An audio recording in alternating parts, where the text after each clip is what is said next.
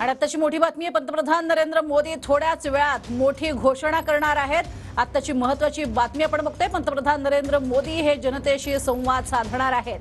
जनतेशी संवाद साधून नरेंद्र मोदी यांची मोठी घोषणा ही ऐकायला मिळणार आहे। पंतप्रधान नरेंद्र मोदी कोणती नेमकी घोषणा करणार याकडे मात्र देशवासियांचं लक्ष लागलेलं आहे। त्यामुळे पंतप्रधान आता अगदी थोड्याच वेळात एक मोठी घोषणा करणार आहेत आणि जनतेशी ते थेट संवाद साधणार आहेत। मात्र ही नेमकी मोठी घोषणा काय असणार आहे आणि कोणता नेमका मुद्दा हा जनतेपर्यंत ते पोहोचवतात हे पाहणे तितकंच महत्त्वाचं ठरणार आहे।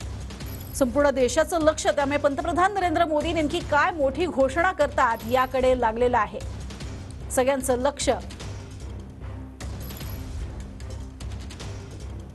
हे या घोषणेकडे लागलेलं आहे आणि पंतप्रधान नरेंद्र मोदी नेमकी कोणती मोठी घोषणा करतात याकडे आता सगळ्यांचं लक्ष असेल। अगदी काहीच वेळात पंतप्रधान नरेंद्र मोदी हे स्वतः मोठी घोषणा करणार आहेत आणि या घोषणेच्या माध्यमातून ते जनतेशी काय संवाद साधतात, काय सांगतात हे पाहणं महत्त्वाचं ठरणार आहे। अधिक माहिती घेऊयात, संदीप राजगोळकर आमचे प्रतिनिधी आपल्या सोबत आहेत। संदीप, काय नेमकी मोठी घोषणा असू शकते?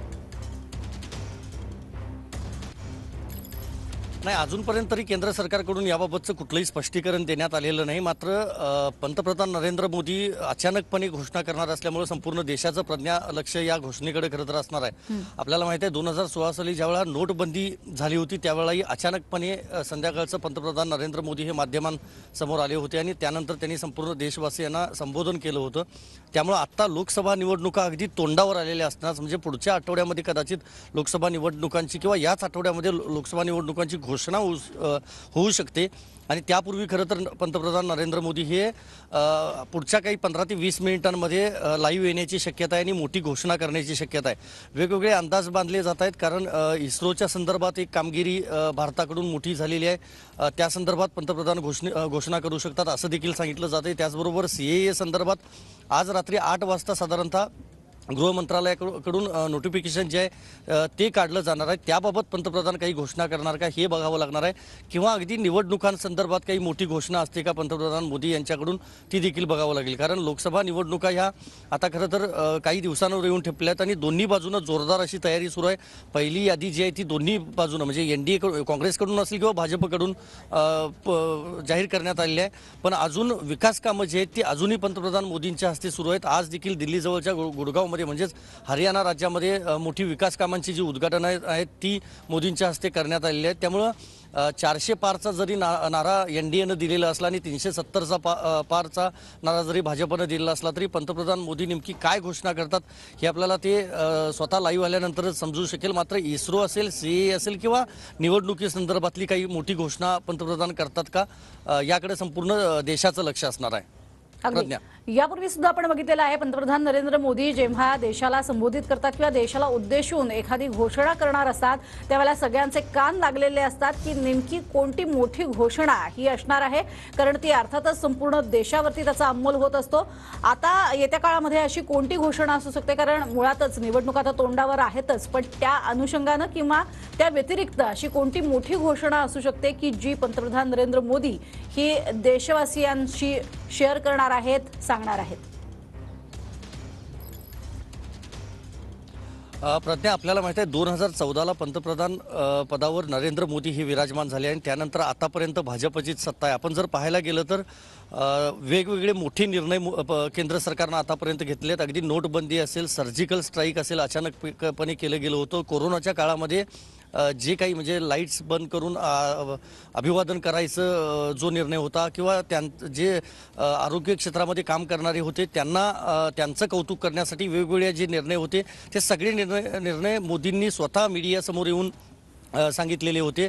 नोटबंदीचा देखील हा मोठा निर्णय होता। त्यामुळं आज जी घोषणा होणार आहे त्या संदर्भात अजूनही कुठलं स्पष्टीकरण देण्यात आलेलं नाही, पण भाजपच्या सूत्रांकडून हेच समजतंय की मोठी घोषणा केली जाणार आहे। मी मगाशी सांगितल्याप्रमाणे CAA जो म्हणजे सिटीजनशिप अमेंडमेंट ॲक्ट, नागरिकत्व सुधारणा कायदा जो आहे तो आज संध्याकाळी म्हणजे रात्री लागू केला जाऊ शकतो। त्याचं नोटिफिकेशन गृह मंत्रालयाकडून आज रात्री 8 वाजता जाहीर केलं जाऊ शकतं। त्याची काही घोषणा मोदी करतात का हे बघावं लागणार आहे। दुसरं महत्त्वाचं, इस्रोकडून काही कामगिरी केली गेली आहे अंतराळ क्षेत्रामध्ये, त्याबाबतची काही ते घोषणा करतात का, किंवा मग तिसरा पर्याय एकच राहतो की निवडणुकी संदर्भातला।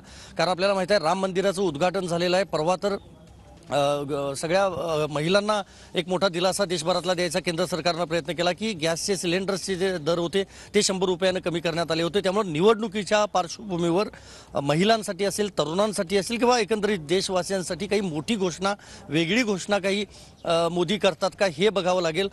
तसं पाहायला गेलं तर ज्यावेळा नोटबंदीचा निर्णय होता किंवा सर्जिकल स्ट्राईकचा ज्यावेळा निर्णय केंद्र सरकारनं घेतला होता त्यावेळा अगदी त्यांच्याच मंत्रिमंडळातल्या काही लोकांना देखील त्याबाबत कुठलीही माहिती नव्हती। मात्र आत्ता देखील मोदी नेमकं काय बोलणार आहे त्याबाबत अजूनही कुठली माहिती नाही। मात्र इस्रोबाबतच पंतप्रधान मोदी काही मोठी घोषणा करू शकतात असं देखील सांगितलं जातंय।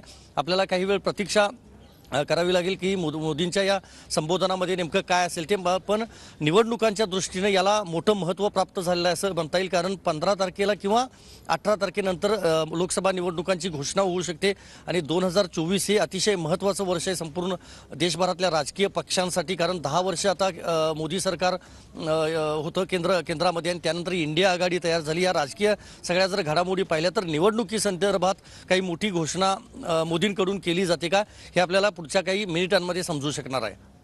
अगदी आणि थोड्याच वेळात पंतप्रधान नरेंद्र मोदी एक मोठी घोषणा करणार आहेत। ही नेमकी मोठी घोषणा कोणती असणार आहे हे पाहणं औत्सुक्याचं असणार आहे। सगळ्या देशवासियांचे लक्ष हे या घोषणेकडे असणार आहे। अगदी थोड्याच वेळात पंतप्रधान नरेंद्र मोदी हे मोठी घोषणा करणार आहेत।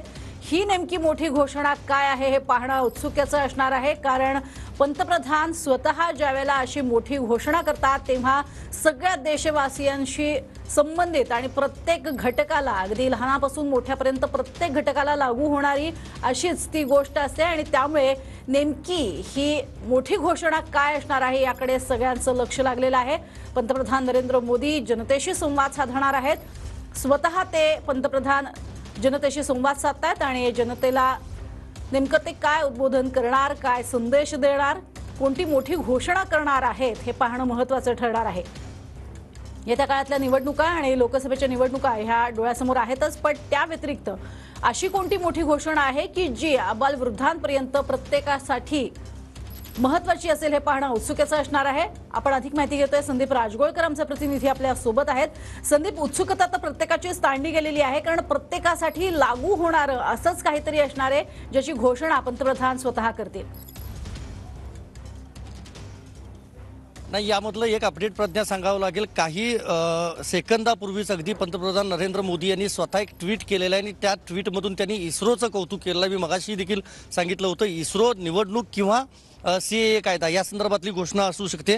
तर प्रेक्षकांसाठी हे सांगावं लागेल की मल्टिपल इंडिपेंडंटली टार्गेटेबल रिएंट्री व्हेकल म्हणजेच MIRV हे या तंत्रज्ञानासह स्वदेशी विकसित अग्नी 5 क्षेपणास्त्र जे आहे त्याची यशस्वी उड्डाण चाचणी जी आहे ती झालेली आहे आणि इस्रोनं देखील काही वेळापूर्वी खरं तर याची माहिती दिली होती की हे या क्षेपणास्त्र चाचणी जी आहे ती यशस्वी झाली आणि त्या संदर्भातलंच एक ट्विट जे आहे ते पंतप्रधान मोदी यांनी केलं आहे आणि त्यांनी इस्रोचं खरं तर कौतुक केलं आहे। ज्यावेळा चांद्रयान मोहीम होती किंवा मंगळ मोहीम होती त्यावेळेला देखील वारंवार पंतप्रधान मोदी यांनी इस्रोचं खरं तर कौतुक केलं होतं। त्यामुळे आता त्यांनी इस्रोचं तर कौतुक केलेलं आहे, पण अजूनही सांगता येत नाही की ही घोषणा CAA बद्दल असू शकते की इस्रोच्या कौतुकाबद्दल असू शकते की अजून काही लोकसभेसंदर्भातला काही मोठा निर्णय असू शकतो।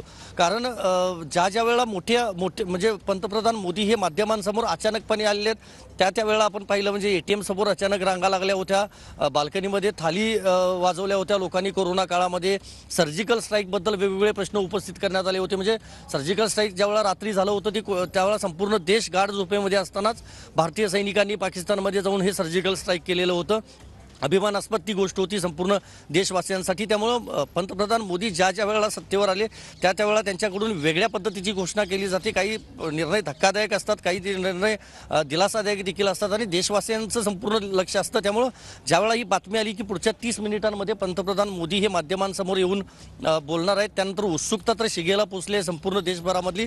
इस्रोचं त्यांनी कौतुक फक्त ट्विटमधून केलेलं आहे, अजूनही CAA बद्दल ते बोलणार आहेत, इस्रोबद्दल बोलणार आहेत की अजून काही दुसरा काही निर्णय लोकसभेसंदर्भात होणार आहे याबाबत अजून कुठलंही स्पष्टीकरण नाही। मात्र आपल्याला काही वेळ अजूनही प्रतीक्षा करावी लागणार आहे। प्रज्ञा, अगदी साधारण केंद्र सरकारच्या वतीनं कोणती वेळ देण्यात आलेली आहे की ज्या वेळेला पंतप्रधान नरेंद्र मोदी हे थेट संवाद साधू शकतात? आणि आत्ताची महत्त्वाची बातमी बघतोय, आम्हाला DRDOच्या शास्त्रज्ञांचा गर्व आहे असं पंतप्रधान नरेंद्र मोदी यांनी काहीच वेळापूर्वी ट्विट केलेलं आहे। आणि त्यांनी डीआरडीओच्या या सगळ्या शास्त्रज्ञांचं कौतुक सुद्धा केलेलं आहे। आम्हाला डीआरडीओच्या शास्त्रज्ञांचा गर्व आहे। मिशन दिव्यास्त्रची माहिती मोदींनी ट्विटरवरून दिलेली आहे आणि त्यांनी वैज्ञानिकांना शुभेच्छा सुद्धा दिलेल्या आहेत डीआरडीओच्या। तर पंतप्रधान नरेंद्र मोदी यांनी केलेलं हे ट्विट आहे अगदी काहीच वेळापूर्वीचं। आम्हाला डीआरडीओच्या वैज्ञानिकांबद्दल गर्व आहे। अग्नि 5 क्षेपणास्त्राची चाचणी यशस्वी झालेली आहे आणि आम्हाला या डीआरडीओच्या शास्त्रज्ञांचा गर्व आहे असं ट्विट करून पंतप्रधान नरेंद्र मोदी यांनी मिशन दिव्यास्त्राची सुद्धा चाचणी यशस्वी झाल्याबद्दल सांगितलेलं आहे। तो